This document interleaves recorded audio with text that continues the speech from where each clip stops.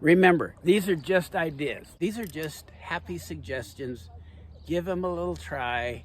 Stopping the rod in a Spey cast of any kind of double hand cast. There's a lot of different ways you can do it. And the first thing to know is you really don't even have to stop the rod to get a good cast, but you do have to bend the rod. So we're going to talk about bending the rod too, as well as stopping the rod. And bending the rod involves, A, you got to get the perfect glide anchor, okay? B, you got to have a big, nice, well-developed D-loop.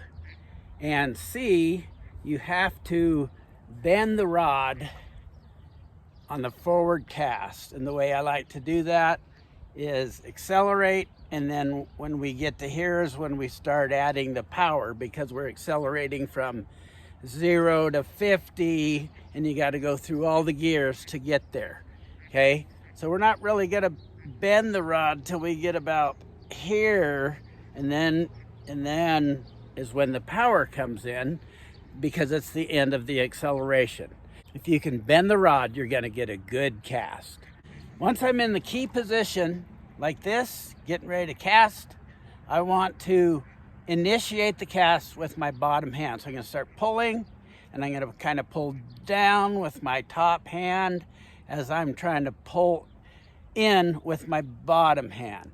And the two hands got to work in unison, but one works against the other. Basically, after I initiate with the bottom hand, I'm going to put a little top hand in there for bending the rod between my hands. I want to mash it between my hands as I'm going forward. The shorter the line, the less distance the top hand has to move, okay? It only has to move a little bit for short lines, but the bottom hand really travels a long way. So what I like to try to do is really like I'm prying against the rod tip and that big D loop by pulling and pushing and getting the right amount of leverage and prying in there to try to bend the rod between my two hands. Just mash it. And then the fastest part of the forward cast is the end, where we try to get our rod tip speed. We want, as fast a rod tip speed as we can get. So if you can get the rod to bend correctly, you're going to get a good cast, and you don't really have to worry about stopping the rod. If you bend the rod is going to come unbent on its own, unless you want to just slam it into the water. So if you can bend the rod, stopping the rod isn't that important, because as you decelerate the cast, the rod's just going to come unbent on its own. So don't overthink that part. But it's very important to learn how to stop the rod in a whole bunch of different ways. On the lower D, the wind gets to be such a nuisance sometimes that really the only way to cast is I'll put on a sink tip on a Skagit head, and then I basically just try to crush the rod, bending it forward. What I basically do is stop it with my bottom hand, but when I stop it, I try to just break it. So you stop it and then just try to break it with your, you're gonna block it with your top hand and then block it with your bottom hand too. Stop it with your bottom hand. And it's kind of the feeling I get when I do it is like cracking a bullwhip, where you're cracking it and then you're like, maybe that's a negative stop. You actually stop it and try to break it, and you're actually going backwards, okay? So instead of, that, I might be going like that, really stopping that rod super hard, trying to break it in my hands. When I stop it, boom. So that line comes unfurled, and it just, like when it's super windy like that, I'm not shooting a lot of line. I'm just trying to get it out there. Like, it's just a different feel. But what happens when you do that, another added bonus to the just basically popping it really trying to break it at the end is that you can, if you got a fly that's sunk, if you got a line that's sunk, a sink tip that's sunk, and you can't get much of a back cast, or you're just trying to roll cast it out of there, it's amazing how much line that'll lift out of the water and give you a forward cast. Like with long lines, if they're sunk a little bit, you know, doing the best you can to get that D-loop, and then really stopping hard. Maybe that's what a negative stop is. I don't know. So anyway, just food for thought.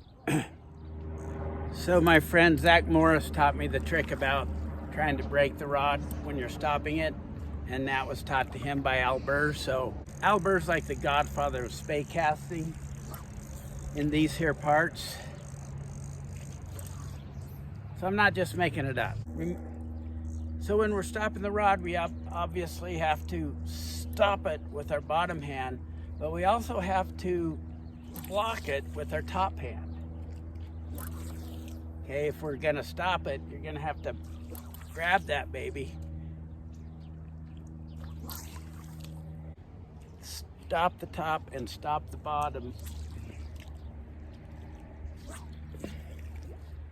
and break that. Break the rod. Break your new rod.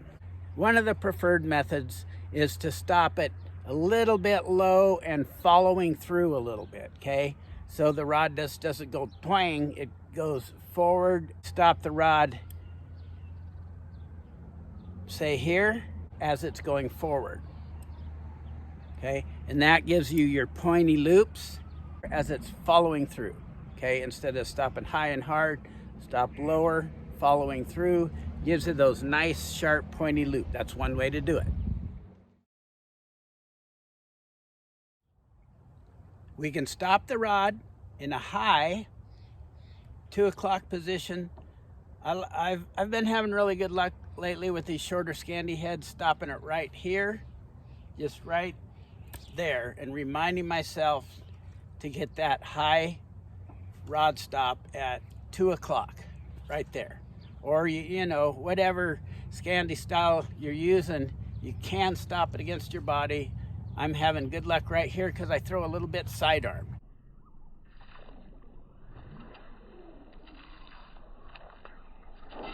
I might find myself stopping it right here.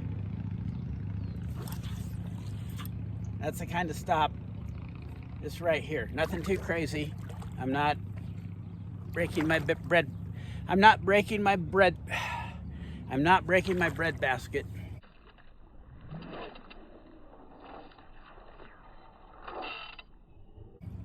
Okay, the other way I like to stop a rod is with, say, longer lines.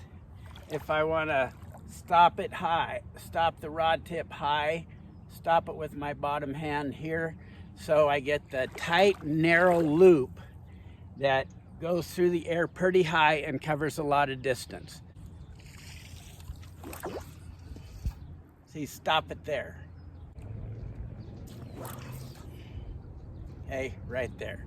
Now, the other part of that is you can stop it, and some really good casters stop it here, hitting their forearm here and stopping the rod here, okay?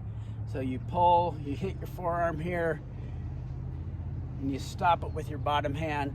We're going high, positive stop, whatever that means.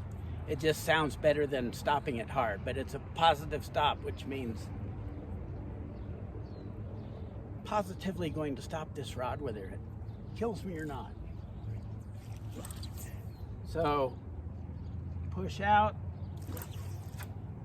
pull into here, stop the rod here with the bottom hand, but the bottom hand's not going to hit me, just the forearm. Okay, that's the other way to do it, and we're still talking about high and